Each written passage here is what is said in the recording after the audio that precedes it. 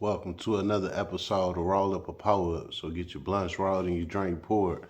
Alright, now look. So for this one, I'm gonna be talking about this Karmelo Anthony situation. You know what I'm saying? Tap in, tap the fuck in. Alright, so look, I'm gonna give y'all what I think about it. Now, this is not the clear cut whole ending be all to do all or whatever about the situation. This is just what I think about it. Um, Black Wolf, he had commented and asked me what was my thoughts about this situation a couple days ago. I seen your comment, bro. You know what I'm saying? And here I am. All right. So let's start this from the beginning, which y'all know how I be coming. Straight from the top, right? So situation was that he was at basically like a rivals gang track meet. Damn, I said a rival gang, my bad. A rival school track meet, right? And he was sitting in the bleachers and the guy Austin, which he had a problem with, Austin came to him and told him that he can't beat her because that's not his school. He not supposed to beat her. Well, Austin and Karmelo got into an argument. The argument turned deadly, which the way how they said it was that Austin was telling Karmelo he got to go. Karmelo wasn't going for it. So essentially, Austin went to put his hands on him. Not saying he was trying to beat him up or nothing like that. He supposedly what was said was that Austin was trying to grab him and tell him to leave. With that being said, Carmelo pulled a knife out his book bag and stabbed him pretty much in the heart area. And basically he bled out and died. I guess it pierced a vital part wherever he got stabbed at, and it led to his death, right?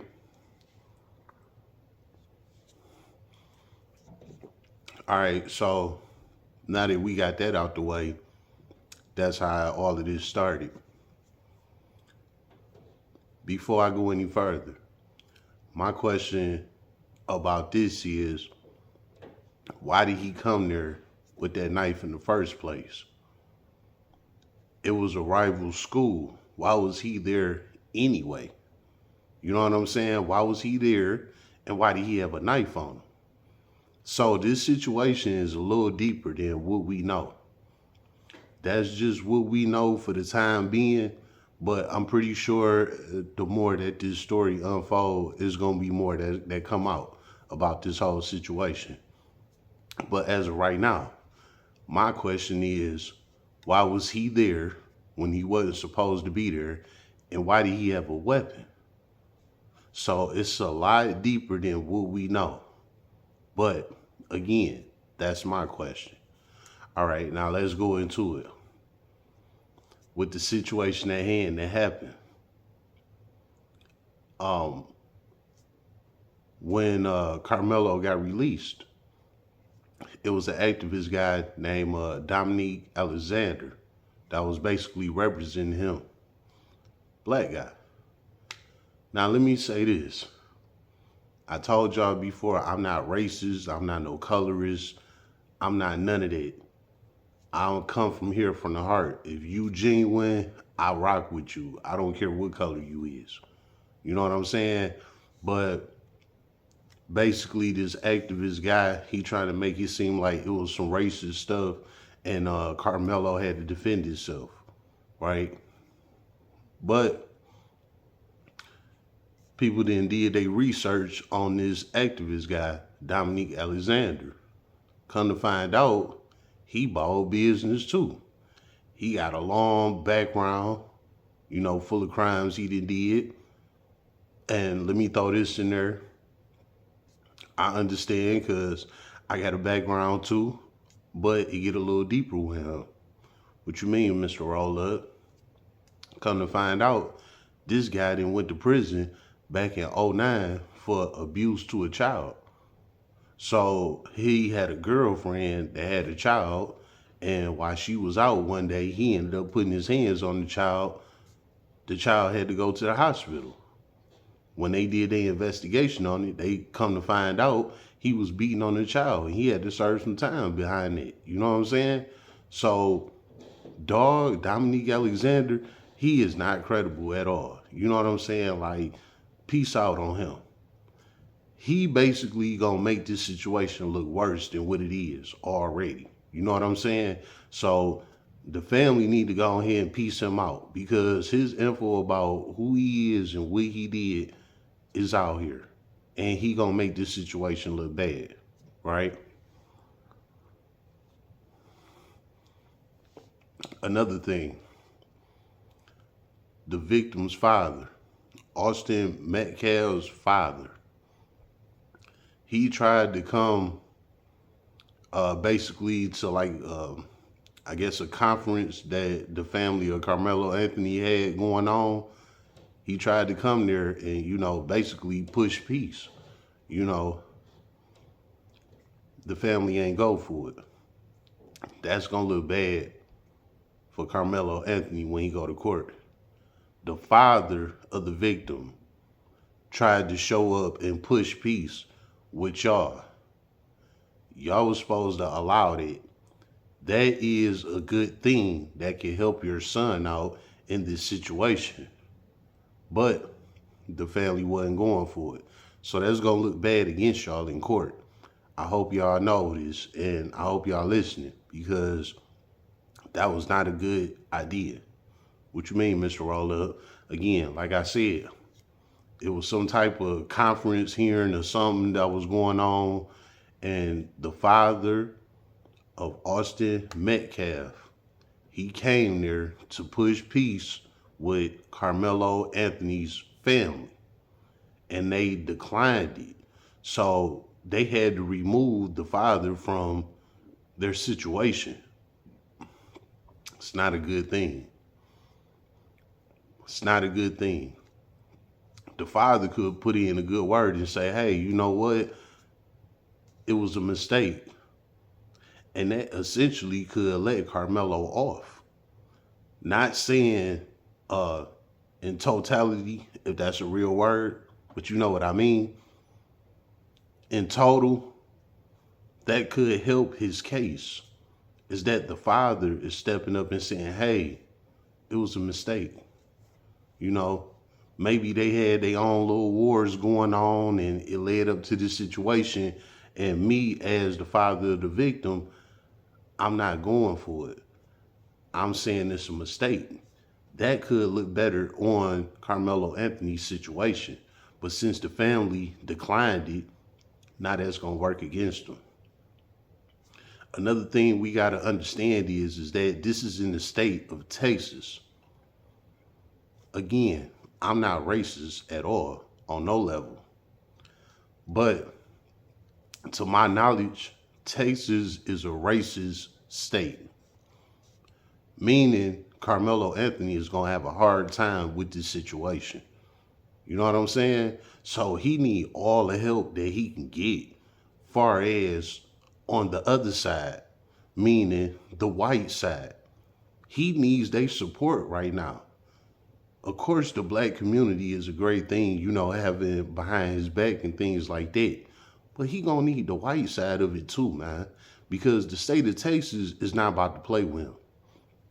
In the state of Texas, 17 years old, you could be charged as an adult. That's what it's looking like for him right now. He is being charged as an adult. So he need all the great accolades. I hope I'm saying that right, but y'all know what I mean. He need all the right elements for his case to go in his favor.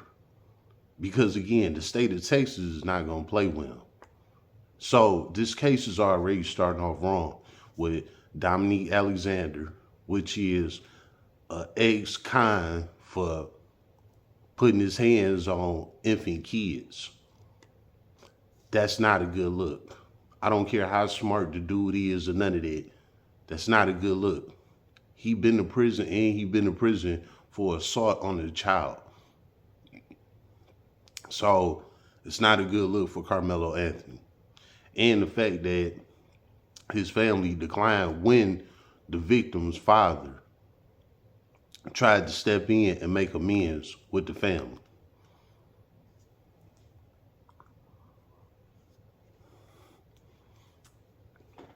Let me say this too, right? How I feel about what's going to happen to Karmelo Anthony. I feel like they're going to charge him with first degree premeditated murder, which is his charges as of right now. I think that's what he going to get hit with. If anything, it might drop down to a second degree. But I don't think it's going to get no lower than that. Why you say that, Mr. Roll Up?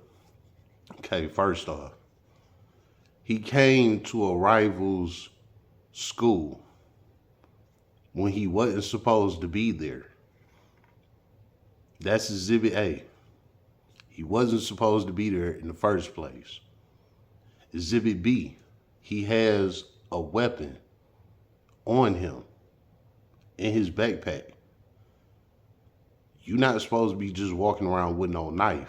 Why are you walking around with a knife? And you're underage. If you're a grown man, you walk around with a knife, that's one thing. But when you're a child and you walking around with a knife, that says that you have a problem.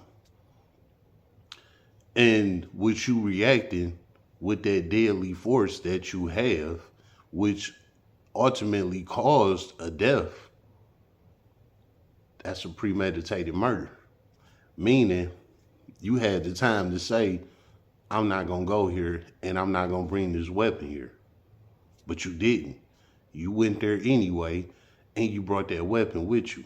Not only did you go somewhere where you wasn't supposed to be, but you used that weapon. And that weapon ultimately took somebody's life. If he was walking down the street and somebody ran up on him and they got into a scuffle and somehow, some way he reached in his book bag, he pulled out the knife and he stabbed Austin, he would have got away with that. That would have been self-defense, which is exactly what he's trying to go for in this case, is self-defense.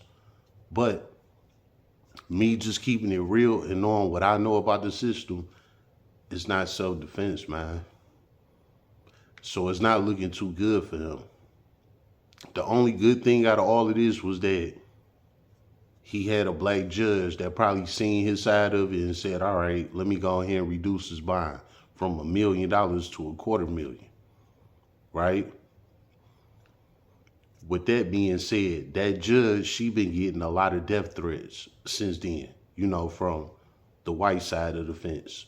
Because now the white people looking at the judge as she trying to help him out, and get him off, things like that. Another thing y'all got to understand about this justice system thing, judges get put in a bad decision as well. They not just always, yes, no, send them to prison, not to send them to prison. They get pressed too. You know what I'm saying? And that's exactly what's going on with the judge that reset his bond. That judge is getting death threats, all because she reset him a bond within his reach for him to be released. Also, it's been death threats thrown to Karmelo Anthony's residence. So his family had to pack up and move somewhere else because there's been a lot of threats to his residence. Same thing on Austin Metcalf's side as well. So little do we know, it's a whole war going on with both sides of the fence right now. Meaning the white people and the black people. It's a whole war going on right now. That's another thing that's not going to look good in court, no matter how you put it. It is a war going on with these two different communities.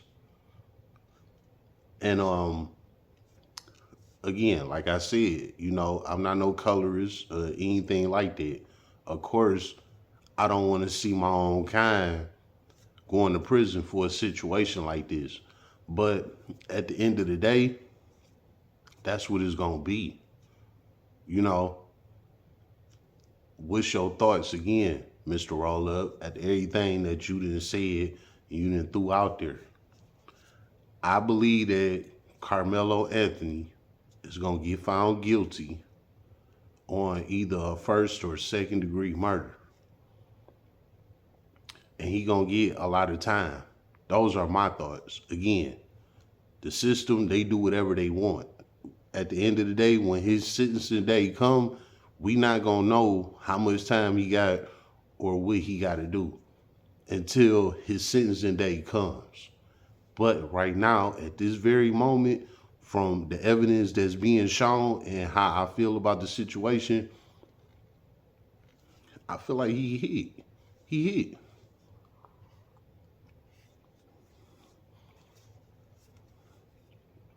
Now, if he would have caught this case at like 16, he probably would have got off. But at 17, he could be charged as an adult. And the state don't give a damn. They love to burn your ass at an early age. And I think that's what's going to happen here.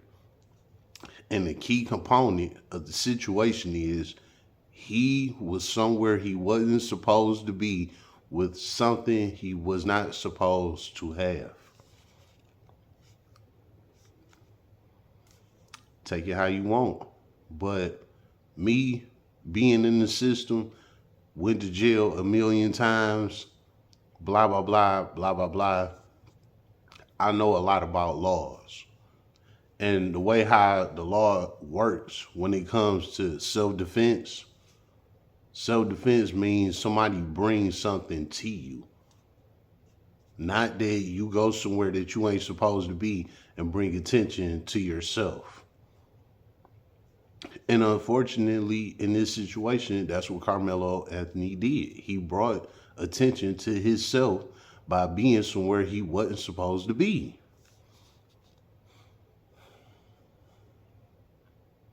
It's sad, man, but it's the truth. Now, let's flip it.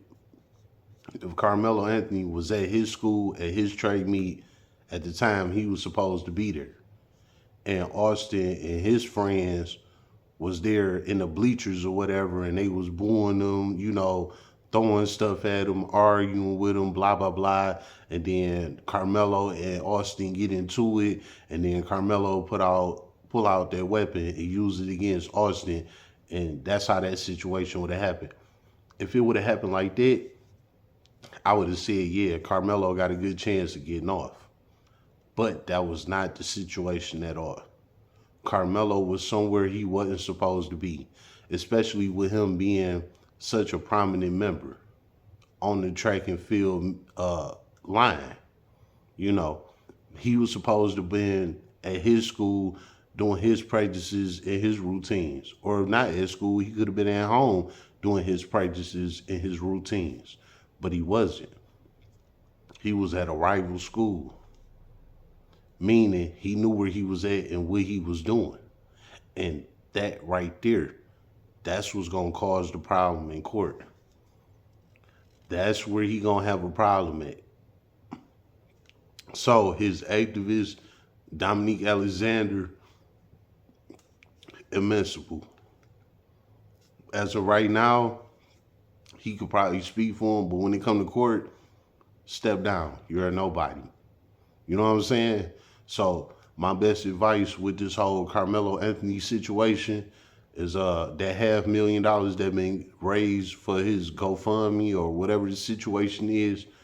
I highly advise that he use that money to get a good lawyer, to fight his case out the best way he can, because that's the only thing he got as of right now, and a couple of them dollars put it up for him, because at the end of the day, he going to prison. Somebody died behind this, You know, I don't see no probation or none of that behind this situation.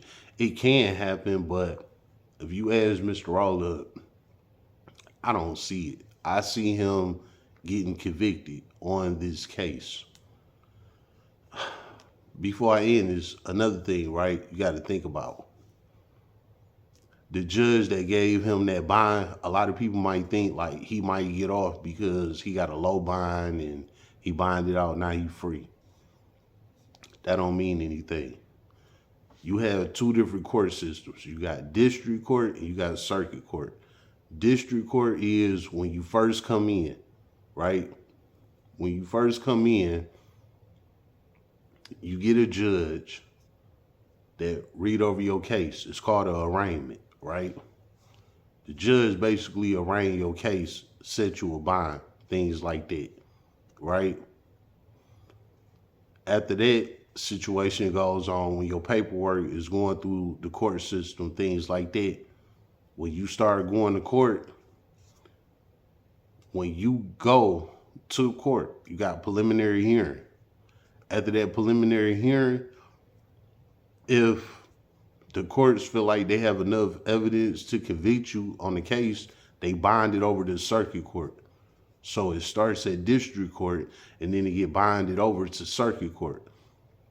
If your case get bonded over to circuit court by the judicial system, that means that they feel like they have enough evidence to convict you, to send you to prison, right? What's going on in Karmelo Anthony's situation? He is in district court. District court is the easy court. You know what I'm saying? Now, if you get bonded over to circuit court, that means your ass ball business. And you got to fight. You know what I'm saying? Because